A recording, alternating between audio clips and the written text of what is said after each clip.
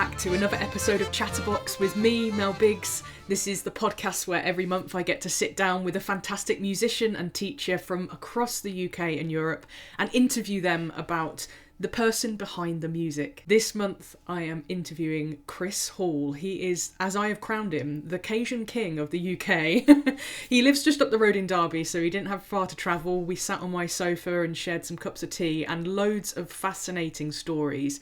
The guy is just full of very good humour, humble approach to his work and his life in music. And yeah, there is a bumper extended episode because we just chatted for nearly, an hour and 3/4. So it's been a mega edit, but I really hope that you enjoy this episode. And without further ado, here it is, Chris Hall. Chris, it's really nice to have you on my sofa. I know you only live up the road in Derby. In Derby, but, indeed. I didn't know you existed until about a year ago, and that feels awful. But I would say that Cajun is an adjacent scene to the folk scene. But Yeah. what is it to you? I kind of started playing on the folk scene a long time ago now. Yeah. Nearly 50 years ago. But yeah, I'm not really kind of totally part of the folk scene, I suppose. I kind of exist on the fringes of the sort of blues, country, Cajun, whatever you want to call it, sort of scenes, really. I still play folk festivals every now and then. Yeah. But yeah, I'm not kind of upfront on the folk scene all the time. Not widely known. I mean, I think the people that have recommended Andy Cutting was the first person to say, you should get Chris Hall involved. And then Gavin Lurie was a chap I approached because we've done Shrewsbury Folk Festival together on the teaching side. And Gavin wasn't, unfortunately, not able to do this, but he said, you should get Chris Hall involved. So I was like, well, that's two brilliant people that I probably should follow this up now. Okay. And very gratefully got in touch with you, and you seemed curious and interested. And you sat in a couple of months ago. Chris was our Mr. Secret on Frankie's Melinar. You will be teaching this evening, which, as always, people listening, you'll be able to catch up with that tutorial. You'll be able to learn from this fantastic gentleman. But we're here to just chat about your very extensive career. When you sent your bio over, I was like, how on earth have I not heard of this guy? But just talk us through how big the Cajun scene is here in the UK. I mean, it seems bigger than maybe I think it is. Well, maybe bigger than you think, but not as big as it used to be. Okay. In the 90s, it got kind of massive, really. Every folk festival had a Cajun band. Yeah. I used to run a club that was specialising in Cajun and Creole and Zydeco music, bringing bands over from the States, touring bands from the States as well. So it was non-stop back in the 90s. And I guess that kind of period lasted maybe 10 years. And then it kind of faded a little bit. In the early 2000s, I was asked to join a band in Germany called Cajun Roosters. Yeah. So that was like the next 10 years, playing all over Germany, Switzerland, France, Denmark, etc. Cajun got big in Germany, kind of 10 years later than it did in this country. Yeah. So was your touring band a part of that kind of ignition of that in Germany? It was like a mirror image of what had happened in this country. Yeah. But 10 years later. Okay. So we played theatres and festivals all over Germany, all over France. What was I saying? That's okay. I was asking you how big the scene was in the UK. So it's not as big as it used to be. At one point there were, I think we counted maybe 20 or 30 bands playing Cajun and Zydeco music back then. And was that purely at festivals, or was it kind of pub gigs? And was there a bigger scene than just a festival scene? It was festivals, folk festivals, sometimes country festivals, sometimes blues festivals, pub gigs, and some gigs that were just specifically set up for Cajun dancing and Zydeco dancing. So Great. Yeah, we kind of all existed on that, myself and field. Gavin and Flat Valaces and the Bearcats and RCajun and all those bands. Not so many now, not so many bands playing it anymore. There's still 2 or 3 festivals, one in Gloucester, one in Shropshire, one in Derby. No real dedicated clubs for dancing anymore. Again, at one point there was like almost one in every city. What would you What was the reason that it took off so much in the 90s? I called you the king of Cajun in my promo for this. But you were really influential in bringing it to the UK in the first place, weren't you? Yeah, because I was one of the first, if not the first, guys to kind of start up bands playing the music. So what was it that really grabbed you, that made you think this needs to be closer to home? I just love the sound. I mean, I was playing a little bit of single row accordion at the time, messing around with different things you could do with it, and I loved the sound of the single row. Yeah, the 4-stop. It's a really specific sound, isn't it? And very different to just like what I play, like standard 2 row. I mean, I'd heard 2 rows, and I thought, oh, that's nice, you know. But then I heard Tufty Swift playing a single row 4-stop, and it was just like, wow. So I'd never heard one before until I was in my sort of mid-20s. Heard this thing, and to me, it was like the difference between hearing a acoustic guitar and an electric. Yeah, okay. I remember saying to Tufty, man, I said, that sounds like an electric guitar. He was like, really?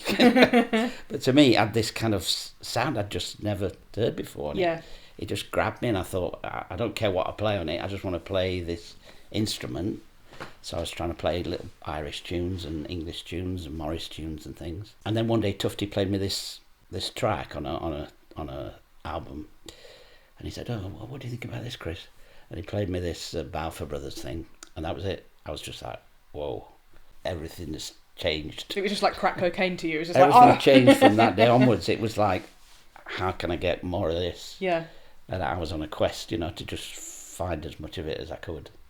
At that point, was there any bands coming over from the States playing here? So there wasn't a scene at all? No bands, no musicians in this country even playing it.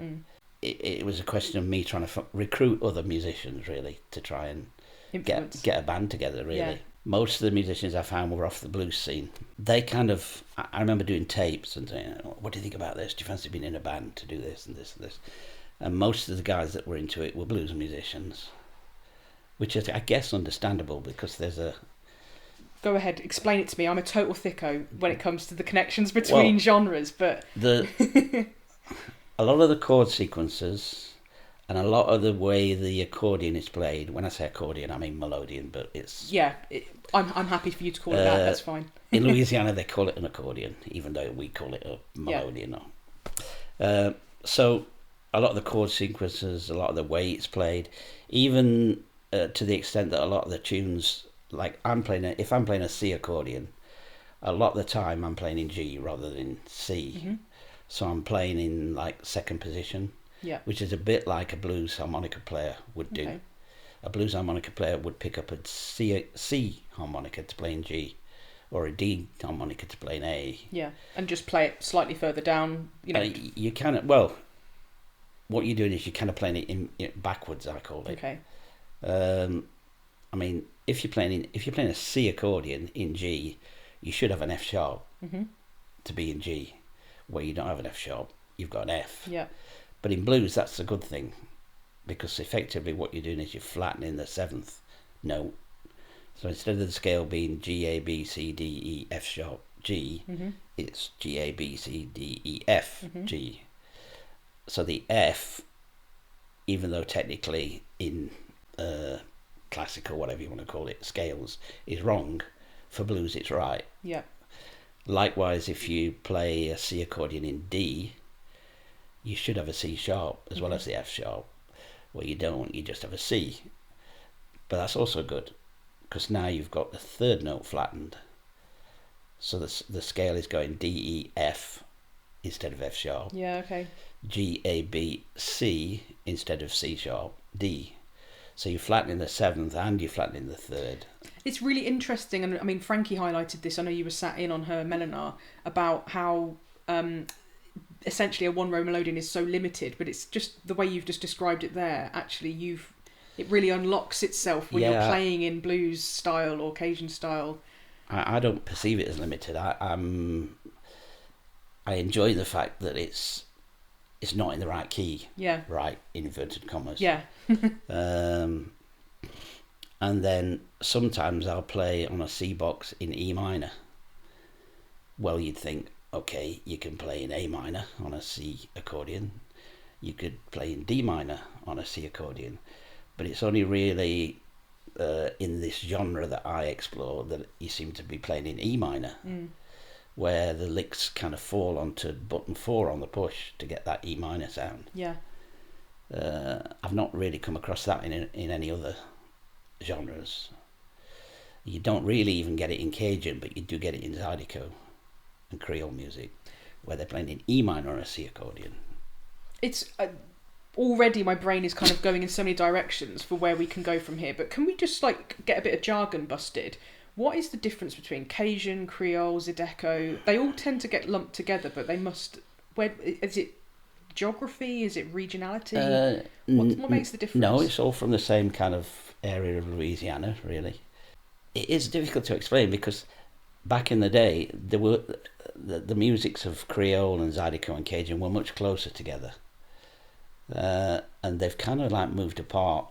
They started moving apart in the 50s and 60s when guys like Clifton Chenier, Rockin' Dupsy and Zydeco Force and those bands came along, and they kind of went down they started from almost the same point, but they went down a more kind of rock, funky, sort of bluesy road, whereas Cajun stayed more on the sort of, not exactly country, but they stayed in the more sort of, difficult to choose the right words.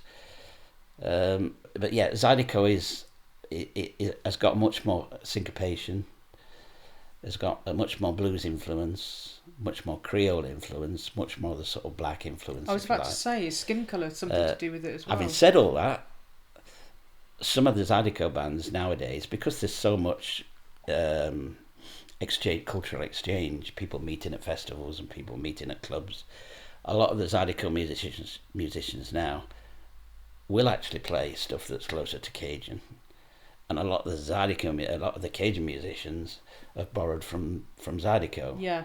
You've even got this kind of style of music that was, I guess, invented by Wayne Toops, which is called Zydecajon, which is Cajun with a Zydeco beat. Mm-hmm. You've got this thing called the double kick, or sometimes called a double pump thing, where the bass drum is doing a that's very typical of Zydeco, whereas Cajun is more of a single beat on the bass drum and a snare. Yeah. So there's kind of rhythmic differences. Are there dance styles that go with each genre? I know that there are Cajun. Yeah, with Cajun you've got mostly Cajun two-step and Cajun waltzing. Mm-hmm. And Zydeco is similar to a two-step, but kind of different. Okay. I play a lot of pub gigs. Nobody in pub gigs does particularly specific dancing. The job there is to play music, to try and connect with people who 9 times out of 10 have never heard this music before. Yeah. One week they've got a blues band, next week they've got a rock band, next week they've got a Cajun band, and they're like, and your satisfaction comes from slowly connecting with the people who are there, and eventually they might jump up and start dancing, but they're not going to start dancing Cajun or Zydeco style.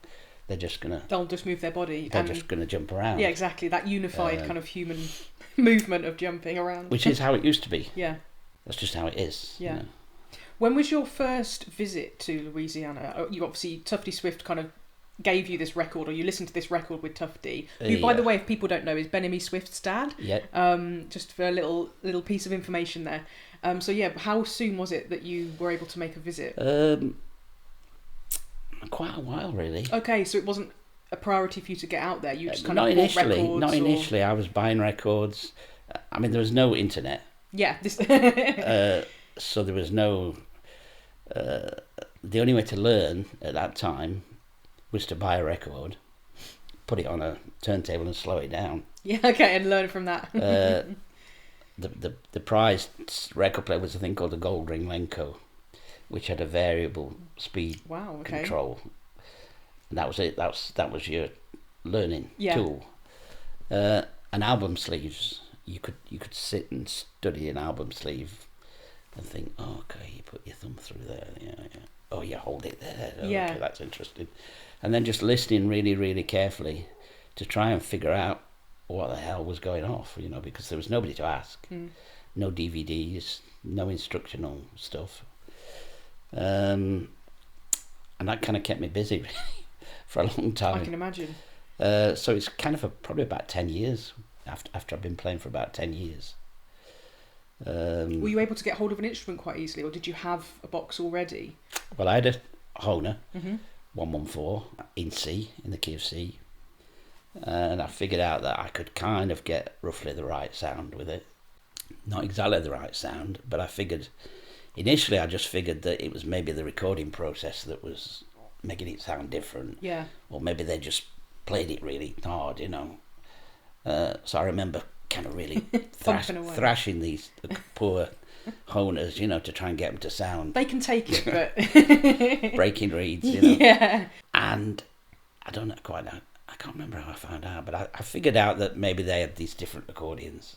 And they all had these handmade Louisiana accordions.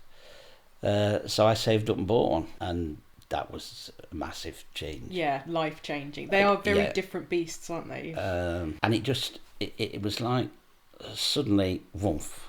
And so it was nice, actually, to play on a tough instrument.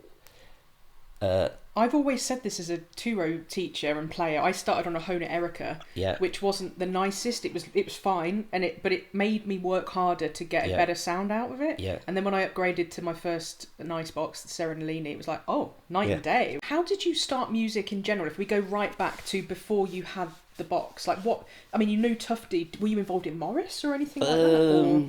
I think he wanted me to be. Okay. Was that really not for you though? Was it? When I first started, he recorded 6 tunes, and they were all Winster tunes. Yeah.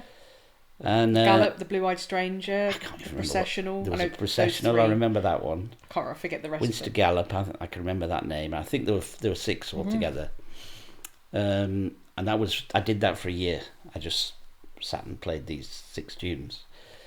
And at the time, Tufty was playing for a Morris team in Derby, and I think he secretly just hoped that I would just be assimilated, just kind of naturally just take the pressure off. Yeah, because help him out. In fact, he even said that. He said because he had to come to these rehearsals twice a week or once a week or whatever it was, and I remember he was playing a bit of fiddle as well at that time, and I think he just hoped I could do some of the rehearsals and things. But then he played me this track and messed up all his plans. So that's what I was doing initially, just playing kind of Morris tunes. I joined a Cayley band with a guy called Alan Squires. I don't know if you know Alan. Yeah, I know Alan. Yeah, great. He's I know him as a brass player, but I think he plays a bit of box and stuff as well. Oh, yeah. Well, he was. The lineup was me on single row. He was on concertina. We had a banjo player and a sax player. That was it was basically whoever fancied being in a sounds like being in a Cayley band, really. Yeah. And I think we did that for about a year. Did a few Cayleys, learnt some tunes, and then that came across Cajun. That was like diversion, instant diversion time. What about in your younger years? When did you start playing music? Didn't play anything as a kid. No. No. So I got the accordion when I was 26. Wow. Okay. Late starter. Yeah. Went down a lot of blind alleys because I didn't really understand music. I didn't know what chords were. I didn't even know what keys were or any of that stuff. Yeah.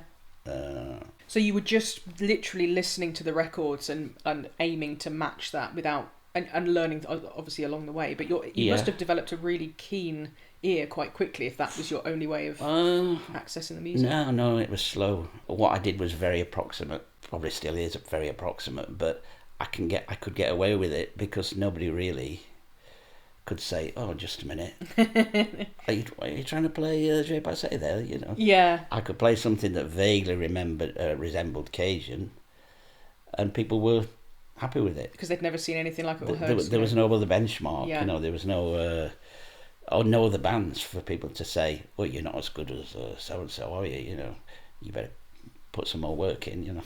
Yeah. So it was slow. It was a slow process, and because I joined these got a band together with guys who were off the blues scene. I gradually figured out that if I could find some chords, most tunes that we played either had 2 chords or sometimes 3. Mm-hmm. Pretty much it. Maybe a 4th chord. Little sneaky one. But not too many of those. So mostly it was 2 or 3 chord tunes because they came from a blues background, mm-hmm. and we were playing folk clubs and folk festivals. And we figured, I think quite rightly at the time, that nobody really wanted to listen to 2 hours of Cajun music, but we could get away with it if we did a couple of Cajun tunes, a blues tune, something country, another Cajun tune. Yeah. At the time, people weren't ready to sit and listen to 2 hours of Cajun music. Probably still aren't. Do you find that now at your gigs? Yeah. Oh, yeah, definitely. Because although I used to play a lot of festivals and theatres and stuff, I don't so much anymore, and I'm playing a lot of pub gigs now, which I love. But like you say, it's that connection with the audience and trying to meet them halfway with what they're expecting or what they want to hear. And I wouldn't go into a bar now and play 2 hours of Cajun music. It's the old genre thing, isn't it? If you're not used to a genre, it all sounds the same. You know, people say, oh, jazz, it all sounds the same. Blues, it all sounds the same. It does, unless you're into it. Yeah. And then you hear all the nuances, and it doesn't sound the same at all. Every tune sounds totally different. But to somebody who's not really accustomed to listening to it, if I went into a bar and played 30 minutes of Cajun music, they would have thought you'd not changed tune. They'd be like, do you know any more? I can imagine that. I mean, I think from an outsider's perspective of Irish music, which is something I'm more familiar with, it often gets written off as all that twiddly diddly. Oh, yeah. It sounds the same, and again, we know that it's not. And so even a lot of Irish people think that. Oh, we don't listen to all that stuff. You know, it's just all the same, isn't it? You know, and you're like, well, no, it's not. Yeah, but there's quite a lot of difference depending on where you're at. So what was your first visit to Louisiana like? Can you remember your first visit? I mean, were you keen to get around the clubs and make a name for yourself or meet people, learn from them? I didn't really want to make a name for myself. I mean, I just wanted to absorb as much of it as I could. I mean, I was just this guy from Derby having a go. Yeah. You know, I wasn't some sharpshooter that was going to walk in and go, "Here, guys, this is how to play Cajun. check this out," you know. And I still feel like that. I still feel like I'm just starting to learn, really. Wow. So no, I just want to meet people, absorb it, see it in its natural environment, if you like, and chat to people, you know, and meet people that I'd seen on album sleeves. Yeah. And say, oh, yeah, how do you do that, you know? Yeah. Did you have any official lessons or any like just jams with people that you could kind of listen and just like? So it was all just what you were watching on stages. By the time I'd met anybody else who played the music, it was too late for lessons. You know, I'd already figured out enough to be able to play. I mean, 10 years of playing, I'd already acquired enough bad habits. They were well embedded by then. They were embedded, and you know, tough to get rid of. Yeah. So no, I was just there to go to as many clubs and as many dances as I could. You know, listen to as many people as I could. What's the repertoire like? One of the questions that somebody asked is, you know, what's your 3 favourite tunes of all time? But is Cajun repertoire? Again, I know very little about old time, but I know that old time has a very standard pattern of repertoire. Is there something similar to that in Cajun and Zydeco? There is. There's sort of 10 or 20 tunes that everybody standards has to know. Yeah. You know, but it changes. Another band might come along that everybody wants to listen to and wants to emulate, and everybody gets on board to their tunes. And the tunes that I enjoy most are usually the ones that I'm teaching. Because if I'm teaching somebody, I really start to look at it in much more depth than I maybe had done before. Yeah, get inside it so you know how to... Well, partly because I think you owe that to the person that you're trying to teach, and partly because it makes it fun. Yeah. So if I'm going to teach a tune to somebody, I'll sit down and listen to as many versions as I can find, try and really explore what's happening inside it, and then it uncovers things I've maybe not even noticed before. I'm like, oh, I thought I knew this. Yeah, it's magic. I knew this. I don't know it at all. Yeah. And then that becomes a favourite tune. Yeah. Does it also then change how you want to play it in the band if it's part of your repertoire? It does. That's not always possible. Does it mess up your other bandmates? It can. Yeah. Yeah. People can be like, what are you doing? You've done it different. I'm like, yeah, I've learnt it better. No, just do it the way you used to do it. Be less. Just, why are you doing all that? Yeah, but it's better. I like it now. No, you've changed the rhythm.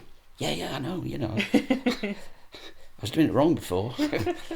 Oh, no, just do it the way you do it. No, I love that though. That's such an important point about teaching, and I want to talk to you more about this. But when I started teaching, I had the same revelation of realizing that I could take things apart and deconstruct them and understand the bits and bobs and the bolts and the nuts and everything that made a tune.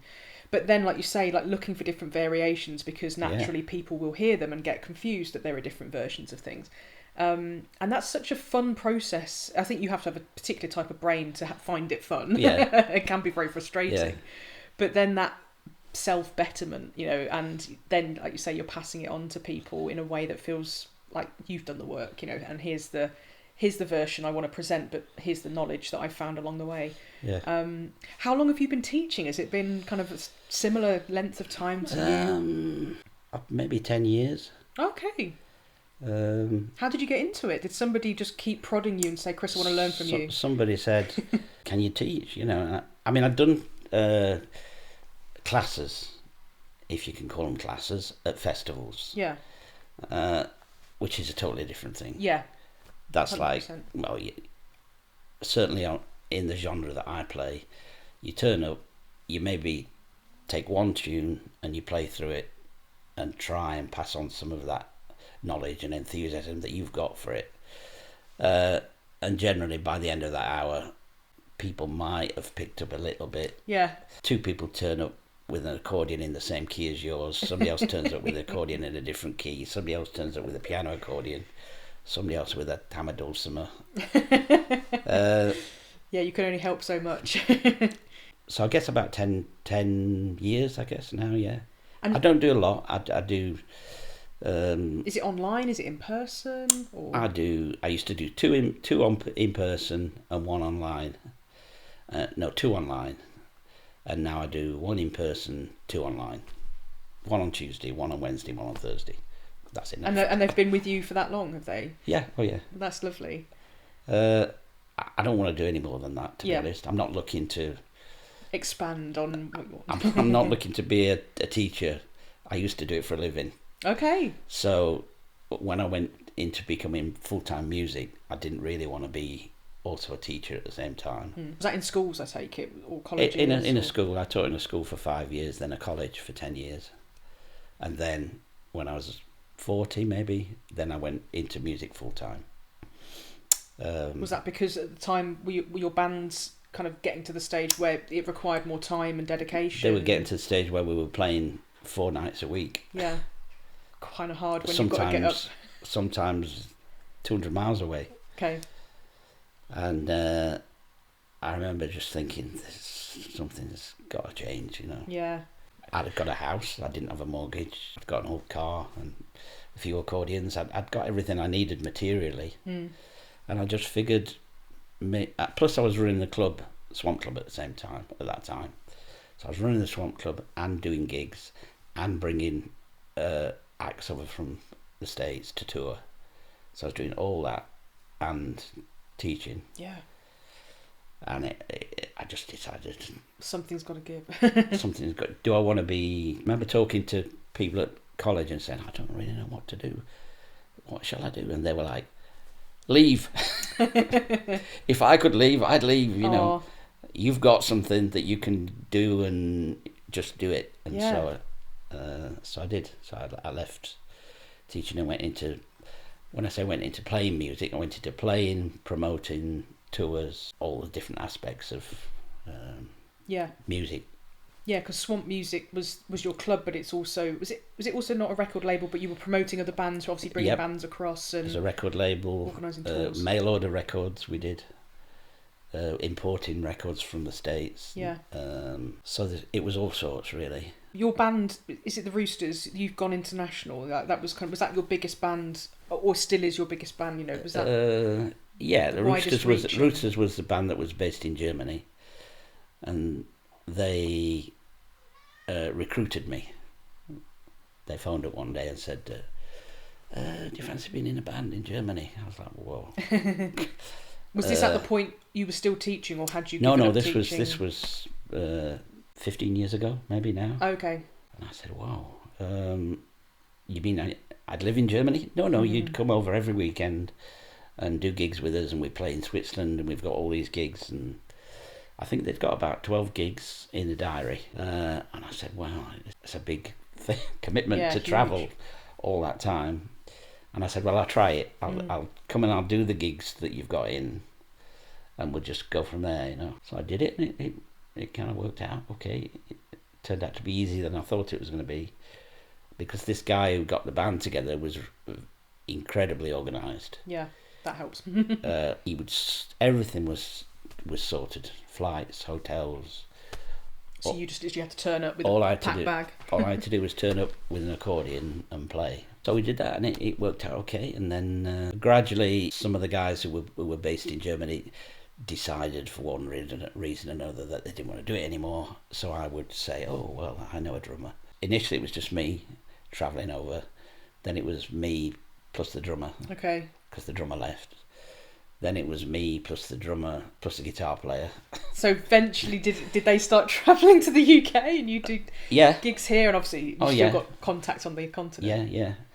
But it started out as all German plus me, and it ended up 2 German guys plus three UK guys. And then Brexit, COVID came along, and it kind of fell apart really. Yeah, you said it off camera at the beginning that, you know, your life had changed and your thoughts had changed as to what you wanted to commit to. Was that the same for everyone? I know quite a few people that say that.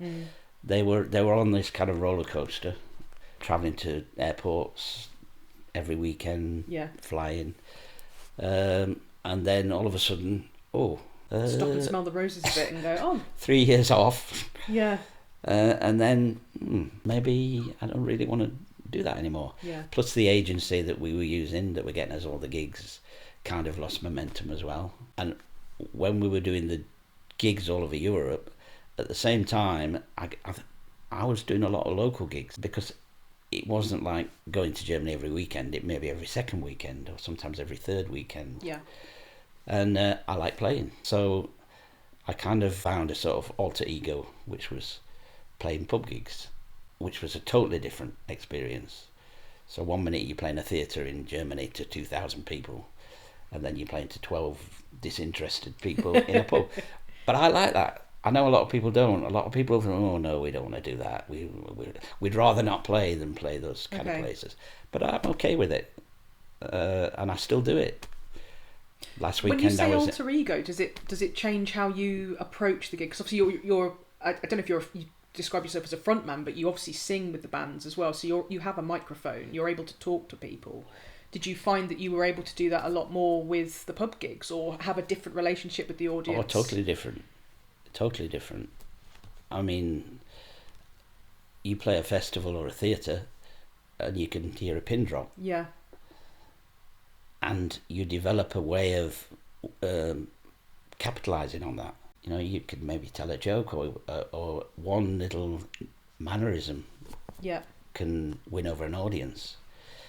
In a pub, you might have 20 or 30 people all completely ignoring you. And your job is to try and win that crowd over.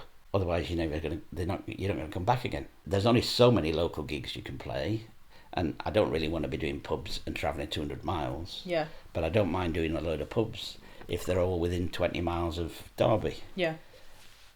And so your job in the pub is to win over a crowd that probably start as completely disinterested, and to give them a good time. and to come away at the end of it and people coming up and going, wow, we've never heard that stuff before. That was amazing.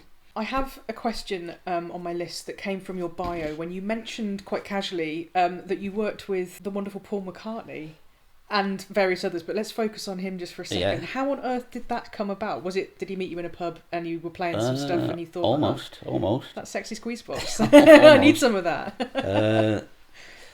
We were booked, RCajun were booked to play a private party for MPL, which is his company. Okay. And they just thought, yeah, it'd be cool to have something different for our Christmas party. So they booked RCajun. Went down well, you know. Wow. Paul was there, all his everybody who worked for him. And then I think it was about a year later, his daughter got married, Mary got married. And she decided she'd have a Cajun band. So she booked RCajun. And this was at Paul's house down in Peasmarsh. And so we met him again, and he was like, oh yeah, you're the guy. I said, oh, yeah. Oh, we chatted a bit more, because the first time we were too scared to even say anything. The second time we were a little bit, well, he must like us, you know. So we chatted a bit, and he jumped on stage with us, or I bullied him. If you were bullying Macca by that point, you'd obviously got on quite well. Well, I made it impossible for him not to get on stage I was utilising techniques I use in pubs. I was about to say, there's clearly a natural... Well, there's a guy here that plays a bit of bass. Yeah. And I think he likes rock and roll. Yeah. I don't know if anybody would be interested in seeing him on stage. Yeah. Of course, he had no option then. He got on stage with us. We were playing a song called See You Later, Alligator. See you later, alligator. After a while, crocodile. Yeah. He jumped on stage, and I thought he was going to sing the same song. I thought he was just going to take a verse and sing and disappear. But he made up a song on the spot, which was all about the day, all about the wedding. And it was like, oh, there was Mary and Alistair at the church today. And he sang 2 or 3 verses of this song to us playing the tune. And we were like, wow, okay. That was cool. How do we keep Macca in the band? That was pretty cool. Wow. Anyway, 3 months later, I think it was, he called and he said, you know the song that you got me up for, I want to record it with you. Not for a commercial release, but just as a present for everybody who was at the wedding. So that was a day. So we spent a day with him at his studio. And we played and he sang and he made the CD of it, gave it to all his guests. That's amazing. Christmas present. We didn't get one still. Oh. Even though we were promised one. But anyway, so we were with him for a day. So now we'd met him 3 times. And then the 4th time I met him was when I got a phone call one Thursday afternoon. Are you free tomorrow? Can you come to Abbey Road and bring your accordions? Oh, don't worry what it's for. Just turn up with your accordions and it will tell you what's happening on the day. And that was when I recorded a single with him. Just quickly interrupting this fantastic interview. If you want to hear more about this story about working with Paul McCartney, you're going to have to sign up to my Patreon, where you'll be able to access the extended episode, which this month is over an hour and a half long. So if you're interested in getting hold of that, check out the link in the description. You'll have to sign up to either the Chatterbox or the Archangel Plus tier of my Patreon. I call my Patreon members Mel's Angels. All of the tiers are named after different types of angel, just to explain that. And also you'll be able to get the guest tutor Melinars, which is where every person that is on my podcast has offered a tutorial, so you'll be able to learn something from them. A lot of them are Melodeon specific, but a lot of them are also just general music specific. So if you're a folk musician that's interested in learning from these incredible musicians, check out my Patreon. The link is down in the show notes. This month there's stories about Paul McCartney. There is loads more about Chris's work as a restorer and repairer. Lots about working around sort of instrument specific limitations with him being a one-row player. Lots more about Cajun dance and Zydeco and all of that dance style. A really good bit of knowledge about how to connect to different audiences, because Chris has a lot of experience working across different genres and different types of venue and that kind of thing. So yeah, that was really, really fascinating. But the story about working with Paul McCartney and Dave Gilmour, and what Dave Gilmour had to say about Chris's accordion playing, you will not want to miss. So it's definitely worth going and signing up. Check out the link in the description, and I will see you over on Patreon. Thank you so much. Now back to the interview. What a story. What a story. And to get to work with him in that kind of, you know, to see the real mastermind, not to get too sycophantic, but like to actually see the inner workings of how he works as a musician. That must have been quite... And then get to play gigs with him. Yeah, absolutely. Play at the Cavern with him. I think, isn't that a wonderful testament? I mean, it's lovely to kind of feel this real connection to you as a humble musician, you know. I think that's really nice. And you went into that space with all of that fear and anxiety, but you still delivered, and I think that's a really important it was touch and go. I'd been playing by that point for 30 years. I'd got pretty good at finding my way through a rock and roll tune or a blues tune and surviving and playing something. I mean, a lot of what I play, it's not always a particular tune. It's I'm used to improvising. Yeah. For a start, Cajun and Zydeco has a lot of improvisation in it anyway. Yeah. And certainly when I'm playing blues, I'm playing off the chords. Yeah.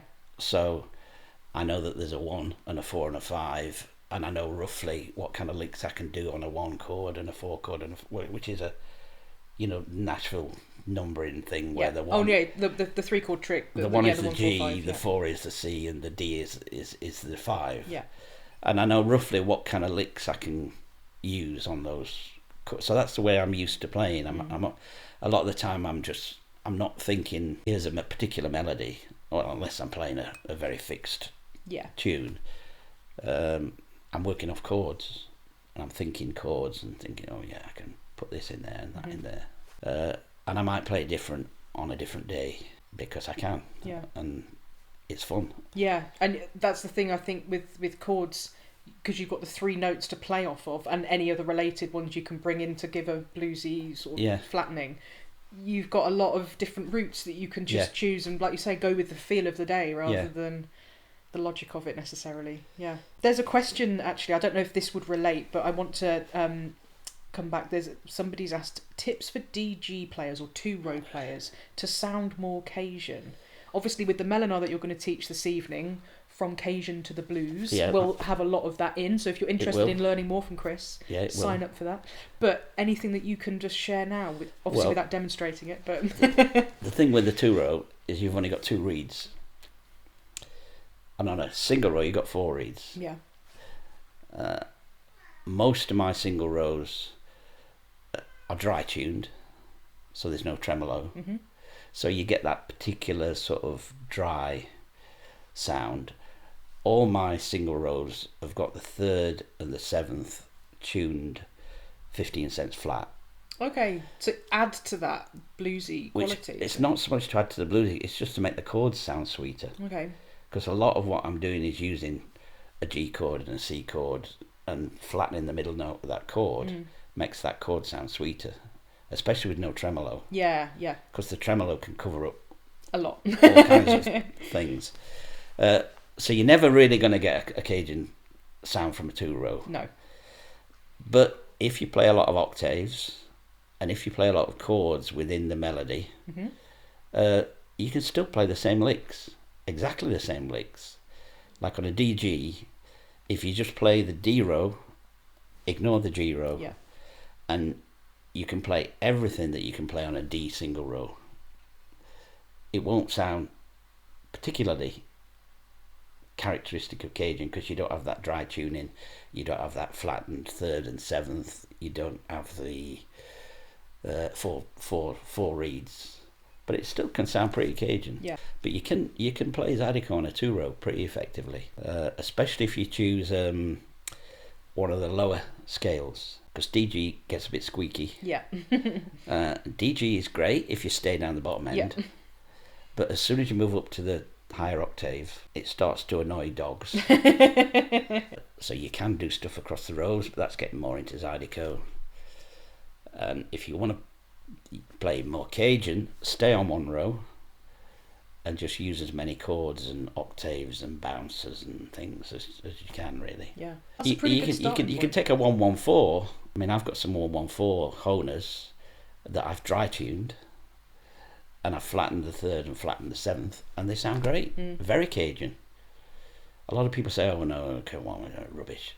No, if you tune them, they're nice. They can sound really, really sweet. Yeah. And they've got the action of them is really lovely as well, isn't it? Especially the old ones. Yeah. The old ones with the silver ends. Yeah. And the slightly rounded buttons can sound amazing. And I've got, because I also repair and restore accordions as well. Do you still do a lot of that work, or is it something you take I case do by it. case? I do it if I'm in the mood. Yeah. We don't have much time left, but I want to ask a couple of questions. I read in your bio that you ran a Radio 2 show, BBC Radio 2. Oh yeah, long Cajun time. and Zydeco show, I'm taking it. And Yeah. so yeah. what was your slot? What was, and how long did it run for? I think I was Tuesday. It was at a time when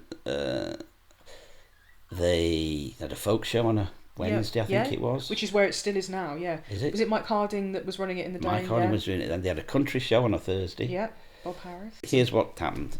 They commissioned 6 programmes. I had to script it, choose the records to play, and that was it really. And I went to Birmingham, did it.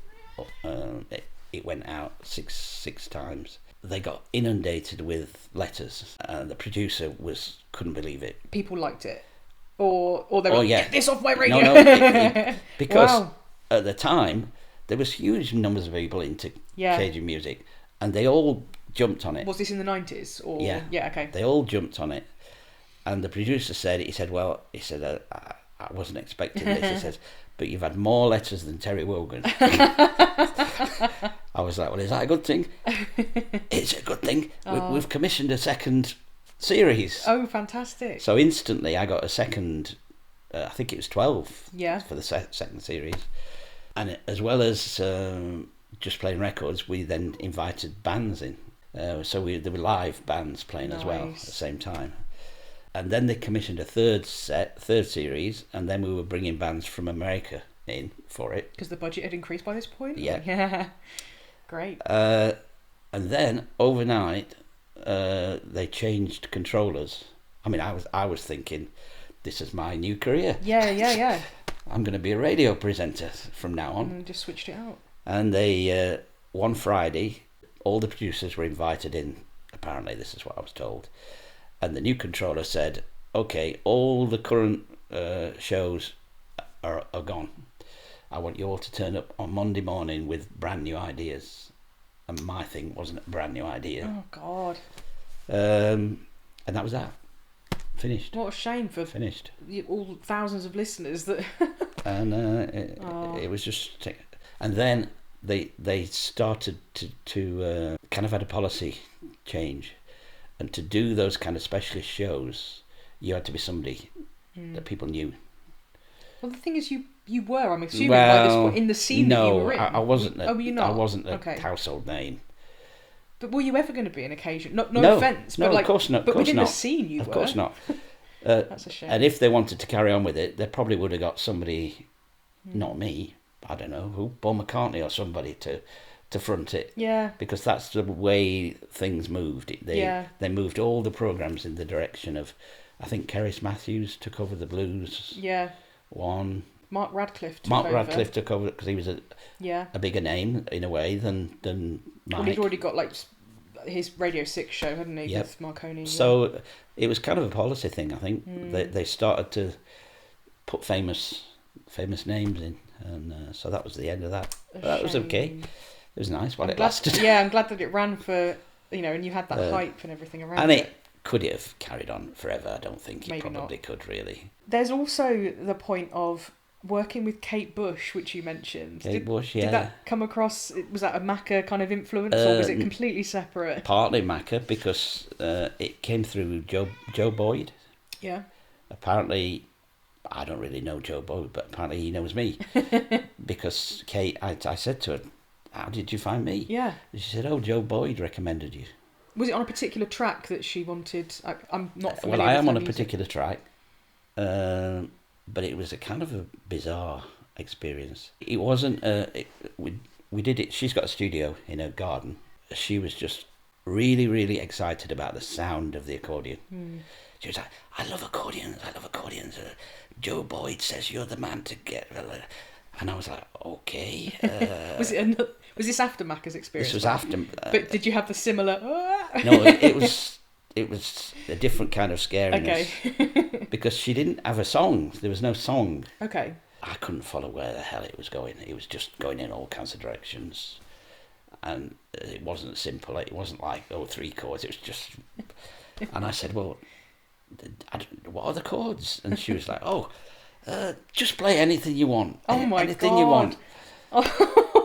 Where's the ground? And I was like, okay. And I did. Wow. And then she said, have you got any other accordions? I said, yeah, I've got this one. Oh, let's do the same again with that one. So I went and just played some stuff. And that seemed to be it. So you kind of like laid the carpet that everything else like evolved around almost. I couldn't... I still can't work it out to this day. Because I'm definitely on the album, because my name is on the credits. Can you hear yourself on the track? No. Oh no! They turned Channel 5 down on... I'm in there. I must be, because my name is on the track. And I'm assuming they sampled it or and embedded it into the mood, it's there somewhere, but there's no kind of like, there's Chris Hall there. Yeah, there's an accordion. But I met Kate Bush, and I'm on her album. Another life experience. It's a bit of a mystery. But each one led to something else. It's like when you do something like that, somebody else finds out, and they're like, like Bill Wyman. Okay. Found out that I'd done this thing with Macca, so he wanted me on one of his albums. So I did some stuff on one of Bill Wyman's albums. A fiddle player from Cornwall. What's he called? Oh, Seth Lakeman. Seth Lakeman. I did something with Seth Lakeman. Don't say Cornwall. I think he's Dorset or Devon. Is he? I think he's close to Cornwall. Okay. I think, but yeah, Devon. I think he is. But yeah. Okay, so I did something on one of his albums, and I'm thinking, I'm the guy. Yeah. Everyone's passing your name. And then it all stopped. Oh no! All of a sudden it went quiet, and I was like, okay. That's a shame, because Seth went on tour with Robert Plant, so you might have been on tour with Led Zepp as well. I did play with Robert Plant once, but amazing. that's a long time ago. When we were first starting out, we supported him when he had a band called the Honey Drippers. Yeah. Just after Led Zeppelin split up, a blues band. And we supported him in Derby, and we supported him in Warwick, and then he asked us to go on tour with him, and we'd all got jobs. Oh no! Wrong timing. You should have come back when you'd given up your job. And we were just like, sorry. He loved it. So he was well into Cajun. Wow. He was just like, man, this is awesome stuff. Yeah. Will you come on tour with me? Well, crappy timing, but I was just in the right place at the right time. And unfortunately with the wrong job. and I was in the right place at the right time, that was it. That was all. Amazing. And playing an instrument not many people play. Yeah, that's it. I don't ever think it's because I'm some kind of amazing accordion player. It's just that I play accordion unusual. And I play it in a particular style not many other people in this country play in. Yeah. Who else are you going to choose? Yeah, no, I totally get it. I don't know if you know Andy Cutting very well, but he plays with Roger Daltrey on and off now, and has done maybe for the last 10 years. Yeah. When the Who do their acoustic set, and I don't know how that came about, but obviously Andy does what he does, and he's got quite a unique sound and everything, and I think that it just blew his mind, I think, when that offer came through. But he's been around the world in various bits and bobs, and it's always kind of crazy when he turns up on stage and people are like, what's this instrument? And and he plays in a particular style. That's it, isn't it? So, it's just like, if you want that sound, then you know who to go to. Plus he's a world-class amazing player, I don't think that's not what I consider myself. Are you just playing yourself down? No, I'm just a guy who plays in a pub. Really. These days, I've done festivals, and I still do festivals, and still play a few bigger gigs every now and then. But most of what I do now is just playing down the local pub for 50 quid.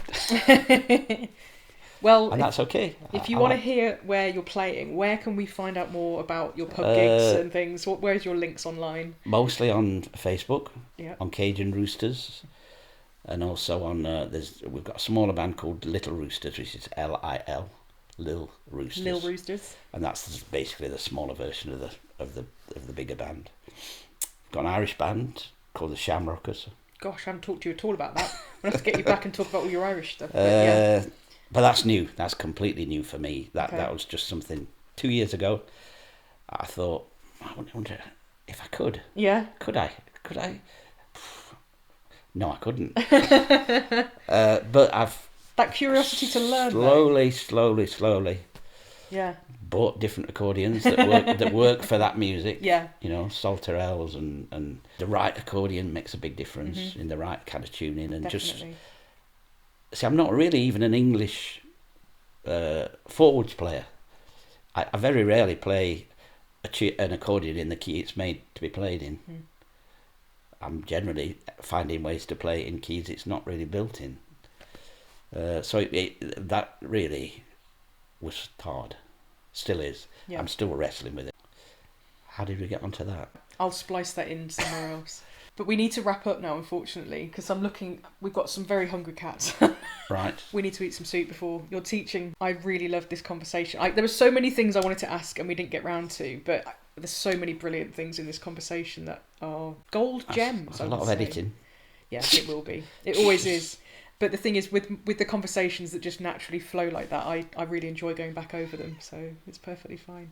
Chris, thank you so much for being here. Thanks, Mel. You're very welcome. If you've enjoyed this podcast, don't forget to give it a like, subscribe to my YouTube channel if you're listening over there. Give it a comment on whatever platform allows you to have comments. Leave a 5-star review because 5-star reviews tell the algorithm that it's worth listening to. But most importantly, just tell me that you like listening and tell me what you're enjoying about listening. I really would love some more feedback from you guys because I'm starting to think about season 3. I'm starting to think about the guests that I might want on.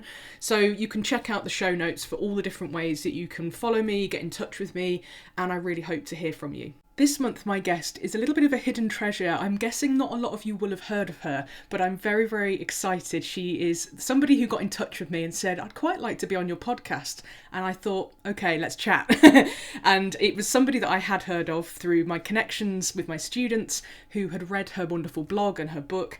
It's Judy Minot, and I am so excited to introduce you to her. She's got a fascinating history. She's an amateur musician, and she has written a fantastic book called Best Practice, which some of you might have. I really recommend it, and it's full of very short articles on basically how to boost your practice, how to focus better, how to be less distracted, how to actually enjoy practicing, and how to work it into your life in a much more sustainable way. Her bio reads really, really interestingly. She's a music educator, a musician. She plays a range of different instruments, including the diatonic accordion, which, hey, you know, my favourite thing, so fantastic. She is American, but she lives in Ireland, and she has sat on different boards of like folk music camps. She teaches Aikido. She's a black belt in Aikido, 4th degree, which I'm assuming is like pretty high up there, pretty badass. You don't want to get in a fight with her. But she's the most warm, humble, dedicated person, and I have really got a really good impression of her through the Zoom call that we had about a year ago. So it's sat in my schedule for the podcast for quite some time. And she is coming on to do a Melodeon all about practicing happier, practicing smarter. And it just reads really well. And the other thing as well, if you're somebody that listens to this podcast who isn't a Melodeon player, this is for any traditional musician at any level. And you're really welcome to come and take part. You will have to sign up to my Patreon to take part. But Judy is going to be doing all about knowing that you have limited time to practice. So she's going to be sharing some exercises that will help you use your practice time efficiently, and you'll learn some focusing and attention techniques, and we're practicing ways to make your playing more musical. And the goal is to make your practice time something that you look forward to so that you play with joy and love of what you hear. Which, doesn't that sound like what every musician, professional or amateur, wants to aspire to? So if you're interested in that, you can join us on August 27th. It's a Wednesday evening live on Zoom at 7 p.m. UK time. If you can't make the live, it will be recorded and you'll be able to catch up in your own time via membership to my Patreon. So check out the show notes of this podcast for more information and a link to sign up. Just a couple of ones from me this month. I will be at Shrewsbury Folk Festival from the 22nd to the 25th of August, working with the wonderful Izzy McLachlan, who a lot of you might know is the lead of the TuneWorks team.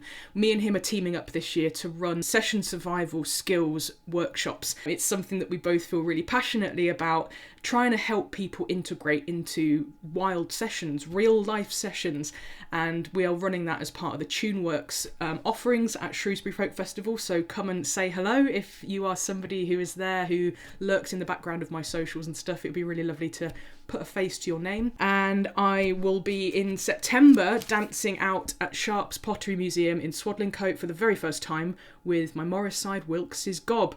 We are going to be there on September the 13th from about 1 till 3 p.m. and it's the Heritage Open Day, so come and learn about how toilets were invented and all of that stuff. Swadlincote basically did all of the sanitary pipes and toilets and stuff, mainly for the whole world.